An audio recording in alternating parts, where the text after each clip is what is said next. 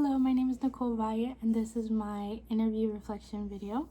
I chose an individual who works at Patton State Hospital here in San Bernardino, California.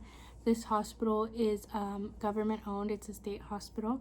It is better known as a mental asylum, which is obviously a little bit easier to understand what is going on in this hospital. So essentially what they're working with is what is known as a Penal Code 1370s, is what she explained to me.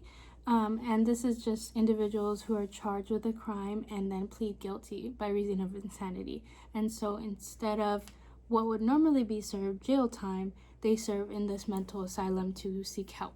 So individuals with history of things like bipolar disorder, schizophrenia, various other mental illnesses, where they can be diagnosed or assessed by a psychiatrist, they are admitted to this hospital. And so this is where my individual I interviewed, her name is Roxana Caravez. She works directly with these patients. And so she's working with individuals who have committed crimes as little as sometimes robbing a liquor store for some food, or murders and things like that. So it's a wide spectrum of individuals that she's seeing. And she's a what is known as a licensed psychiatric technician, and again working in this hospital. And then the degrees that she has is she has an associate's in criminal justice, and then she has another associate's in psychiatric technician, so her specific field itself. And then before going into exactly what she does, everything that it happens is through the court. So all the treatments, everything that is received is through the court. So this is not just mental health where they're like, okay, we recommend X, Y, and Z. This is also through the court as well. So just a little background. But essentially what she does is she's working directly under registered nurses, and then their doctors are psychiatrists and psychologists, which is what she's working directly under. She described to me, she said that the easiest way to explain her job is that she's basically a licensed vocational nurse. So under a registered nurse is what she would be at. But essentially what she does is she provides direct patient care. So she's working directly with patients medically. And then also she administers medications. So things like oral medications or injections, she's giving it to them. She monitors their blood pressures, things like that. And then again, monitors whether they're going to their group therapies, which is important. And then individuals that are going to school, she's making sure that they are doing their tasks by going to school, attending, things like that, because they have to finish school. And then she documents everything by weekly. So everything is documented. Everything that is taken care of is documented. And then a little background with that, because I had asked further questions about schooling, because I had no idea that they had like resources like schooling or like jobs and things like that. And she says individuals who did not complete schooling, such as high school, have access to actually be able to finish school, which I thought was extremely interesting, because you would think that they are there to basically serve a sentence, and rather that they're trying to actually rehabilitate them to be able to be good factors in society, essentially. So another thing so that's just the overview of what she does. So I asked her what she found fulfilling with this job, and beforehand it's kind of difficult to try and assess, like, you're working with individuals who have committed crimes, so realistically I found it hard, like, how would you find certain things fulfilling in this job, realistically, and she explained that she found that she really finds fulfilling helping them understand what they're going through, because sometimes these individuals don't understand the severity of their illnesses or what they've gone through.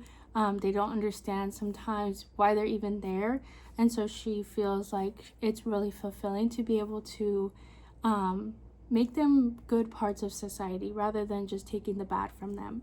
And then she also said, like, things like encouraging them and really uplifting them, being able to like really just remind them of being compliant to their medication, taking their medication, taking care of themselves and things like that, so that they can get better. Because she also explained that they have individuals that are homeless, that just need to take their medication and they will be like way better. And so things like that, where she feels like there are individuals that can get so much better, and she feels like she can encourage them, and she likes encouraging them so that they can be a part of society again and really like flourish in there. And then some challenges that she explained that she faced, which are extremely dangerous challenges. They're not smaller challenges like, yes, counseling field, medical field, things like that are extremely dangerous in any sense. But she's especially feels like she has to keep her guard up 24/7. I had asked her some questions about not stories, but more so like how she felt being in this field and being with individuals that have committed crimes and things like that. And so she did say like she has to be on guard, and she has to always like not check her shoulder, but always make sure that she's aware of the surrounding areas. And she actually explained that they have an alarm around their neck, and so if they feel like a situation is escalating, they can pull that alarm, and the actual hospital will know exactly where they're at and exactly what's happening with that pull of the alarm.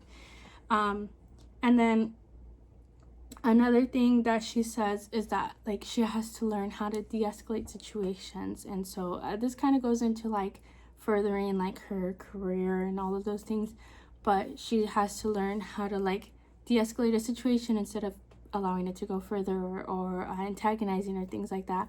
And also understanding an individual and their needs, and how I can de-escalate this situation for this individual and how it may differ from another one. And this kind of goes into the overview of like how can she continue her growth in her field. So she said like, again, assessing and learning how to de-escalate situations, and I'm sure she's learning every day. And then they have yearly training. So this is like for their job. They just do yearly trainings and things like that, and they do it. So and then obviously in any field, she said that you can do promotions, you can go further into your job. And then she had explained through continued education training that you can actually continue your education if you wanted to. And she really like put a strong emphasis on the overall idea that you should continue to learn about, the current medical, medication, things like that, the current medical, psychological things, because everything is always changing. And so she believes that like in her field and in any field of psychology, you should always brush up on everything. You should always be aware of the current resources and research and all of those things, which are extremely important in your field, to always want to be refreshed and also renewed about what's new and what's happening. And then for students, she recommended to take college courses, again, to continue your education. She believes that education is super important, especially in any psychological field. And then to just continue, do that continued education training. And so she with all of this, I learned so much about not only a psychiatric hospital, but also a field of work that I didn't know existed, because you don't really, over here, you don't really pay mind sometimes to things like this, which are unfortunate, but you really should. She actually went over you can be a social worker in this hospital, you can be a counselor in this hospital, and there's so many other fields rather than just, nurses and officers and things like that you can get into, which I thought was really interesting, because it's definitely something that I would be interested in, to continue in that. And also too, I think most of the time we forget that, these are God's children, and they need help just as much as, a little baby on the street, or, things like that, where you're you need to help, even though it might not feel good to help sometimes, if that makes sense. But I learned so much through this. I learned so much about the psychiatric environment in general, and then just also to the dangers that can come with it. It's not always, sitting down and talking to an individual and saying, why are you sad? you know, it's also a much more than that, and there's also it's also very extensive. And so I really enjoyed this, and I hope you did too.